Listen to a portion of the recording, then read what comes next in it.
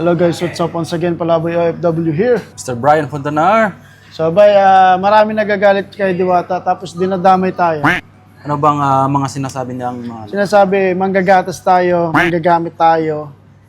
Lalo na sa akin, kinokontent ko daw araw-araw si Diwata. Hindi naman totoo yan eh. Hindi yan totoo, si Diwata kaibigan ko yan, matalik kong kaibigan. Nung nung nakarang araw, kumain kami doon sa Parisan niya eh. Oo, doon kami sa Parisan, nasa Quezon City nga ako nung dala namin yung buong barangay, di ba ba? Oo. Saka hindi tayo nakapag-picture pero okay lang Hindi yun, na kami diba? nagpa-picture Hindi kasi nagpa-picture. busy. Naintindihan namin si Naintindihan Diwata. natin Kasi si si Diwata. Diwata, sobrang busy na tao na yan. Magkano ba yung nabayad mo sa... binayad mo? Binayaran ko 2 ulo.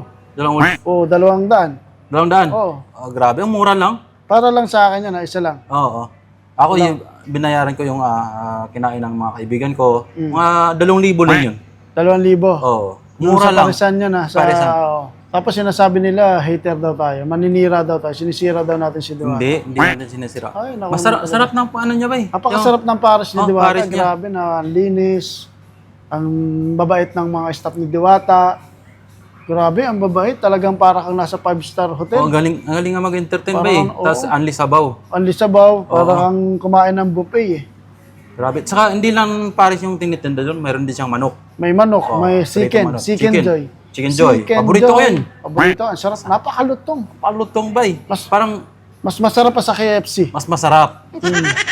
Mas masarap pa. Sinasabi ko sa inyo, Lord, kumain kayo sa Diwata Paris Overload. Tapos sinasabi nila, bay, wala nang kumakain kay Diwata. Hindi, dito.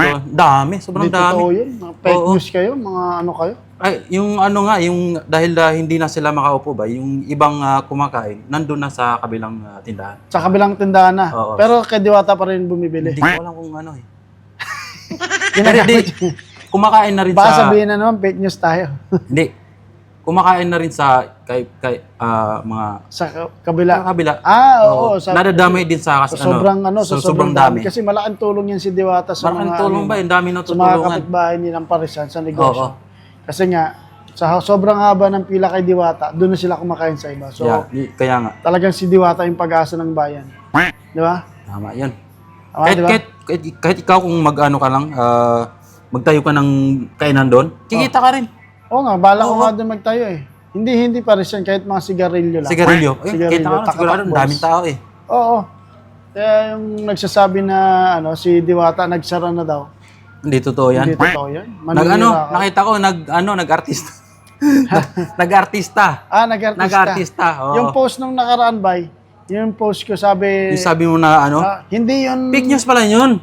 Hindi yun fake news. Ano yun? Ano ang tawag doon? Oh. Clickbait yun kasi para yun sa sa palabas niya sa Batang Quiapo. Hindi ka na doon, hindi ka naloko doon. Hindi ako naloloko Pero doon. siniraan mo si Diwata Hindi doon. ko sinisiraan.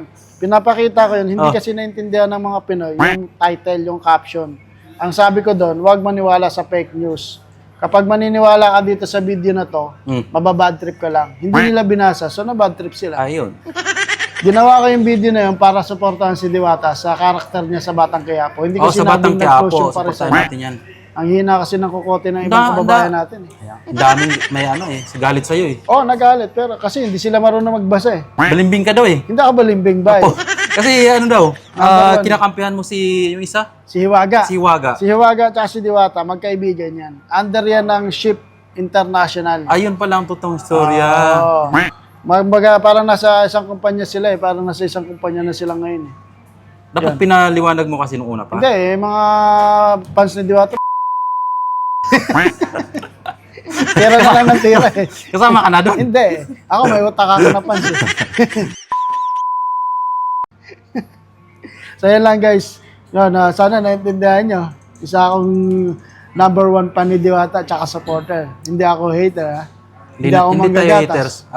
Kakampi natin. Idol natin yan si Diwata. Kasi, ba't ako manggagatas? May trabaho tayo, di ba? Isa akong DJ eh. DJ at tapos videographer. Oo. Tapos Hindi ako audio editor pa. manggagatas. Siyempre. Set up. Di ba? Nalalaglag tayo dito. So yun lang mga idol. Isa akong number 1 fan ni Diwata. Sana i-share nyo to kay Diwata para alam nyo kung sino ako sa likod ni Diwata. Alright? Thank you, Brian Fontanar and Palaboy OFW. Ang ating cameraman, si Julius. Alright.